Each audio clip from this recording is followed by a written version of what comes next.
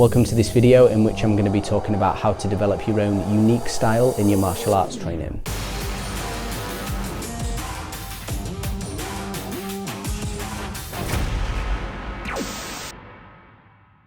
So at a very broad and high level view, style is essentially the way each person uniquely moves their body when they're training. But this is something that often gets confused between what is good and what is not good technique. So what I'm going to do here is explain my definition of what style is, and then I'll go through and use myself as an example to highlight the different specifics that I'm talking about. Now, a really big thing I would suggest before we dive into the main part of this video is, despite obviously coming to my channel because you've been inspired by what I've been able to do and then, wanting to learn how to do it yourselves, you should never actually try to be me or to move exactly like me. You can obviously aspire to be able to achieve a certain skill level that's similar to somebody that you're inspired by, for instance, and I certainly would encourage that. That's what I do myself, but this should always be constructed through your own lens or your own set of unique aspirations. And on top of that as well, it's impossible to be able to move like somebody else exactly because everyone's bodies are unique and different. Now, there are absolutely fundamental elements of, say, punching as a discipline that must be adhered to if you wish to attain speed and power, for instance. And I say that because you get some people that use the word style as an excuse for their poor technique, and they'll say, oh no, this is just my unique way of doing it and stuff.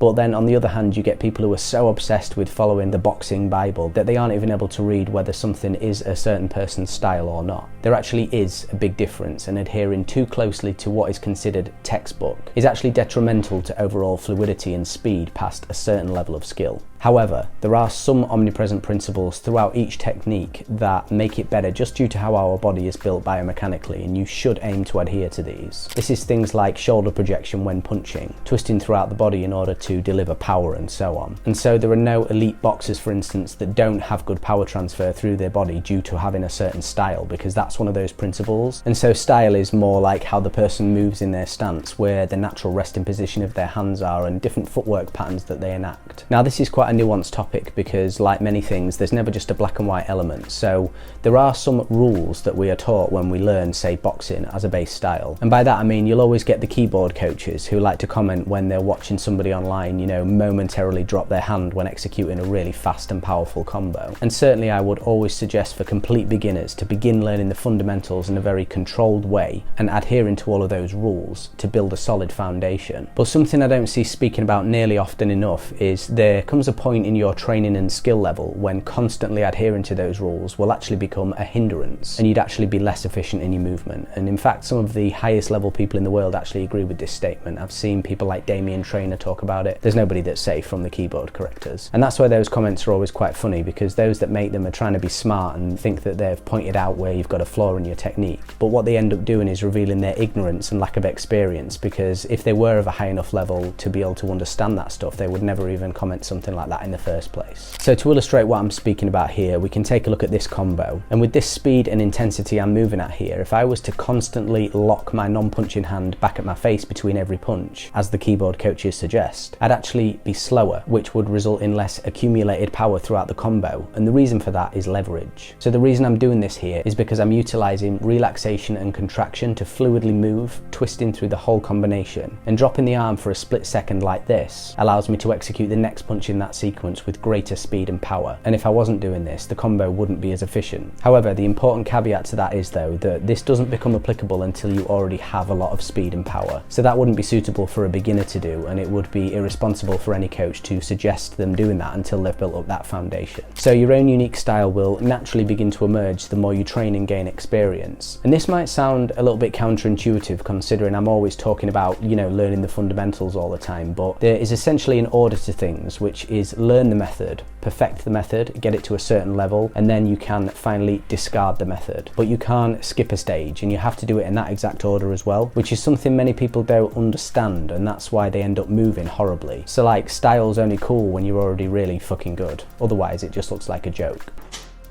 So you do need to constantly work upon the fundamentals, and only once they're at a certain level can you begin to change things and experiment. And so to do this, there are a few things that I suggest you do. First is to get your fundamentals to a good level, which includes adhering to those rules that we spoke about before, and continue to work on these always. And then what I'd recommend is picking some people that you would like to be able to move like, and begin really studying those people. I personally did so much of this when I first started. I would just watch videos frame by frame, really kind of looking at the exact little nuanced movements that that person did in their techniques in order to make them look the way they did. And doing that gave me the ability to understand the biomechanics of the body and movement on quite a deep and intuitive level, to the point where now I'm able to watch somebody move and copy and learn that movement quite quickly myself. And by doing this, we're setting a kind of guideline of something to aim for, and that will also avoid you trying to copy one person's specific movement. And this tends to work best when you draw upon people whose body type is quite similar to your own, and I've found that I personally naturally gravitate more towards people like that anyway. And you can probably see this in me, you know, some people will say I move a bit like Bruce Lee, which makes sense because we're of a very similar height and body type, and he is one of my inspirations. For instance, I think my turning or roundhouse kick is a lot like his, but then my boxing is very different, and that's because I drew inspirations from other people like Manny Pacquiao, which I've been told I punch like by a boxing coach I know, because I'm fast and always tend to turn my body right into all of the strikes with aggression. And so once you've done that, it should expose you to different styles of martial arts. So, you know, essentially you've got more strings to your bow and more things to draw upon. Before I met one of my good friends, Vaughan, I was kind of like a fusion of, you could say, dynamic kickboxing and taekwondo. But Vaughan taught me all about trapping and some jeet kune do stuff, which I incorporated into my style and worked really well and felt natural. And as I said before, this is something that will emerge and happen naturally for you the more you train, and you'll find that you gravitate towards techniques and combinations that feel good and natural for you to do. But you're only going to know this by experimenting and trying different things out. And this is doubling down on your strengths essentially, and I'm all for that. I actually don't agree with the philosophy that you should be sort of equal in everything. It's the old "I fear not the man who's practiced 10,000 kicks one time" analogy, and you don't want to be mediocre in lots of different things and ultimately forgettable. In looking at myself, I'd say one of my best kicks is my right leg turning kick, and I can execute it very quickly and efficiently from orthodox or southpaw. I also like lead uppercut to overhand right, double jab cross, and so on. And you've probably seen me execute a spinning back kick and spin hook kick a lot as well. And this also goes for the way that you stand, your general footwork patterns, and essentially all of the different things that go into your own unique movement and way of doing it. Now, when I say that though, I don't want you to get yourself into trouble where you can only execute stuff from a certain position or angle. And so don't confuse what I'm saying with creating choreographed sequences. The aim is to get those techniques to a level of skill, familiarity, and efficiency to where you can execute them at any angle and from any distance. Instead of becoming a jack of all trades, what I advocate for is having a specific set of your best movements trained to such a level that you can perform them from anywhere, any stance, any position, etc. And once you've got those techniques down, this is when you can work upon different ways of executing them, which is really going to distance you from the mediocre pack. You'll develop your own combos that work perfectly with your own body and unique set of skills. Skills that make me a nightmare for people like you. So people will tell you that after you've thrown, say, a cross, you should execute a lead round kick, which you can do, but what if instead you execute a spinning back kick? This is where the importance of having skill in both natural and unnatural sequences comes into play and will give you vastly more versatility. Natural sequences being where the next movement in that combo makes sense because of the finishing position of the last one, and unnatural ones being where the opposite is the case. And I think this is like the coolest thing in the world, because essentially you get to design your character to have this dream skill set, like being on a video game or something. Another thing I would suggest as well is always remain open to learning from other people. Martial arts is basically a lifelong journey, and there's always something new and innovative that you can incorporate into your style. Obviously this is going to take time and consistent practice, so you know, dedicate yourself to your regular training sessions, both on your own and with training partners, to continue to refine your skills and evolve your own style. Remember, it's an ongoing process, so stay patient, stay dedicated, and enjoy this process of self-expression and discovery. I'll see you next time.